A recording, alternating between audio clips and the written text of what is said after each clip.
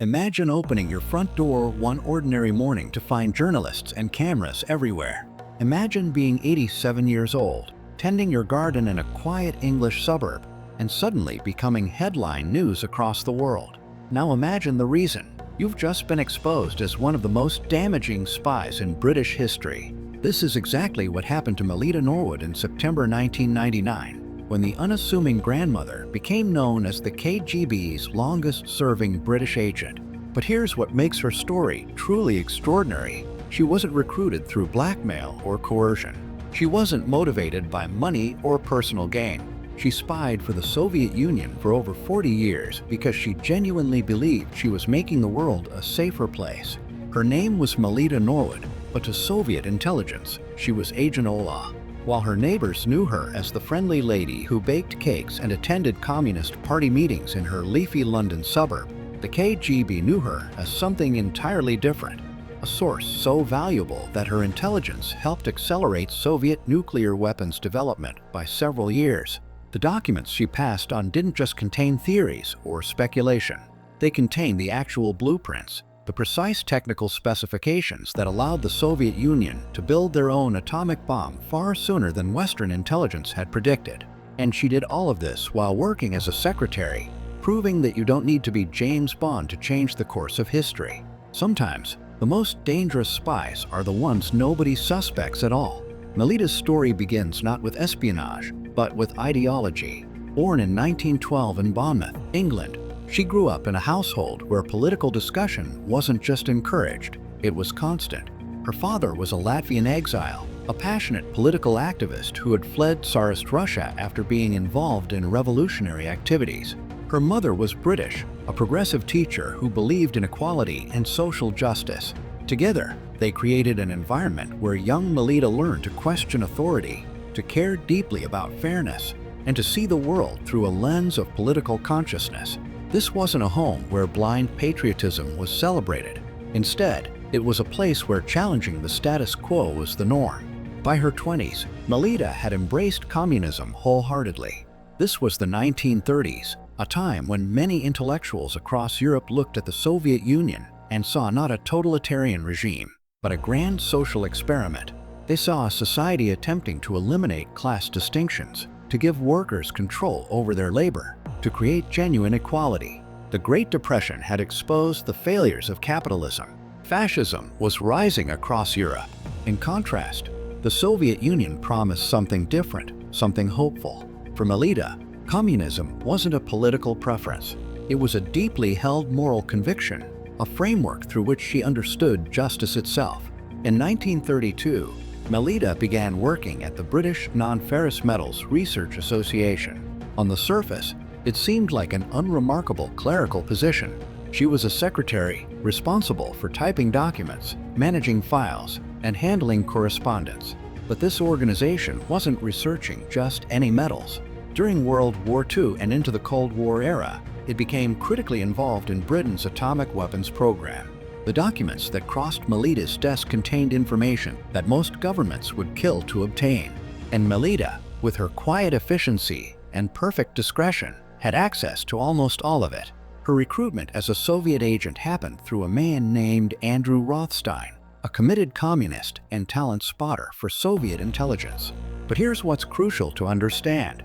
Melita wasn't tricked into espionage. She wasn't blackmailed or threatened. She made a conscious choice, driven by her political beliefs. She genuinely thought that Britain and America having a monopoly on nuclear weapons made the world more dangerous, not safer. In her mind, if both sides had the bomb, neither would dare use it. She saw herself not as a traitor, but as a peace activist working through unconventional means. She believed she was preventing World War III. For decades, Melita lived a double life with remarkable discipline. Every morning, she would wake up in her modest home, kiss her husband goodbye, and commute to her office. She would type letters, organize files, and attend meetings just like any other secretary. But when opportunities arose, when certain documents crossed her desk, she would take them home. She would photograph them using a camera provided by her Soviet handlers. She would return them the next day with nobody noticing they'd ever been gone. Then she would pass the film to her contacts through carefully arranged meetings that looked like coincidental encounters. Her tradecraft wasn't sophisticated or high-tech. It was simple, patient, and devastatingly effective. What made Melita so valuable wasn't just her access. It was her consistency and her invisibility. She wasn't a diplomat who might be watched. She wasn't a scientist whose sudden wealth might raise questions.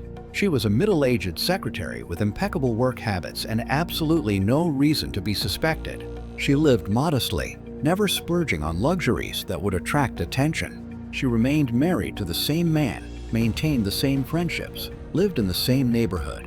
Her life was so unremarkably normal that it became the perfect cover.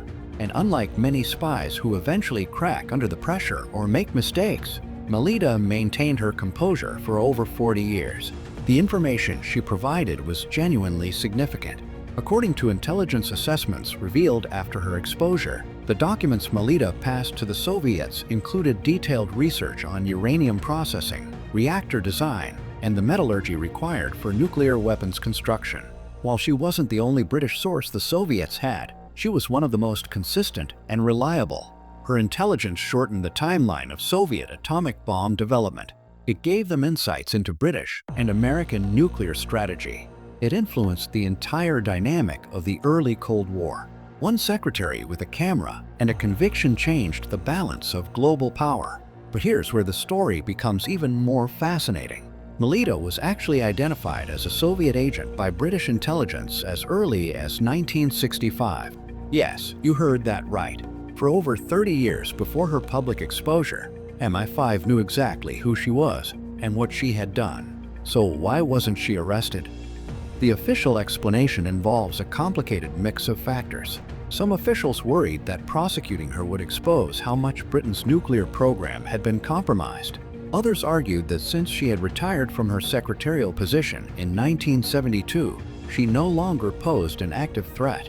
There were also concerns about revealing intelligence sources and methods in a public trial.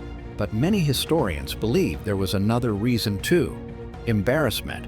Admitting that an elderly secretary had run circles around British counterintelligence for 4 decades wasn't exactly the image MI5 wanted to project. The decision to let Melita live freely with her secrets might have remained permanent if not for a historian named Vasily Mitrokhin, a former KGB archivist. Mitrokhin had defected to Britain in 1992 with notes he'd secretly compiled over years of access to Soviet intelligence files. His archive contained thousands of pages documenting KGB operations in the West. Among those pages were details about Agent Hola. When journalists cross-referenced Mitrokhin's information with other sources, they eventually identified Melita Norwood, and in September 1999, they showed up at her door. The media circus that followed was extraordinary. Here was an 87-year-old woman with white hair and a gentle demeanor, standing in her garden and calmly admitting to being a Soviet spy. She didn't apologize. She didn't express regret. Instead, she defended her actions with the same ideological conviction she'd held for over 60 years. She told reporters that she'd done it to prevent the defeat of a new system that had given ordinary people food, education, and a better life. She said she'd wanted to level the playing field between East and West. She genuinely believed, even in 1999, that she had done the right thing. Public reaction was deeply divided. Some people were outraged, demanding she be prosecuted regardless of her age. They saw her as a traitor who had endangered British lives and undermined national security. Others were more sympathetic, viewing her as a misguided idealist rather than a malicious criminal. The British government ultimately decided not to prosecute, citing her age and the amount of time that had passed. The Attorney General announced that it would not be in the public interest to proceed with charges. Melita lived out her remaining years in the same house, largely undisturbed except by occasional journalists. She died in 2005 at the age of 93, never having faced legal consequences for her decades of espionage. What makes Melita Norwood's story so compelling isn't just the espionage itself. It's what her life reveals about ideology, conviction, and the complexity of loyalty. She wasn't a monster.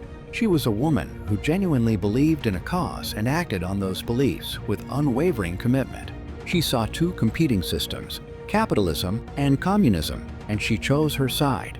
She witnessed the suffering of the Great Depression, the rise of fascism, the devastation of World War II, and she concluded that the Soviet experiment, despite its flaws, represented humanity's best hope. She was wrong about many things, but she wasn't insincere. Her story also challenges our simplistic notions of what a spy looks like. We imagine spies as glamorous figures with sophisticated gadgets, engaging in dramatic car chases and tense confrontations. But real espionage is often much more mundane. It's secretaries photographing documents. It's bureaucrats passing information during routine meetings. It's ordinary people in ordinary jobs making extraordinary choices. Melita proved that the most effective spies aren't the ones who stand out. They're the ones who blend in so perfectly that nobody thinks to question them. There's also something deeply unsettling about how long she operated undetected and then unpunished. It raises uncomfortable questions about the effectiveness of counterintelligence, about whether justice was truly served, about what messages we send when ideological spies face different consequences than spies motivated by greed. Some argue that Melita's gentle demeanor and advanced age created a kind of cognitive dissonance that made prosecution feel cruel. Others suggest that sexism played a role, that a grandmother couldn't possibly be taken as seriously as a male spy would have been. What we know for certain is that Melita Norwood lived two complete lives in the same body. She was simultaneously a loving wife, a devoted mother, an active community member, and one of the most damaging intelligence breaches in British history. She baked cakes for neighborhood gatherings while hiding state secrets in her handbag. She attended Communist Party meetings openly while conducting covert espionage in secret.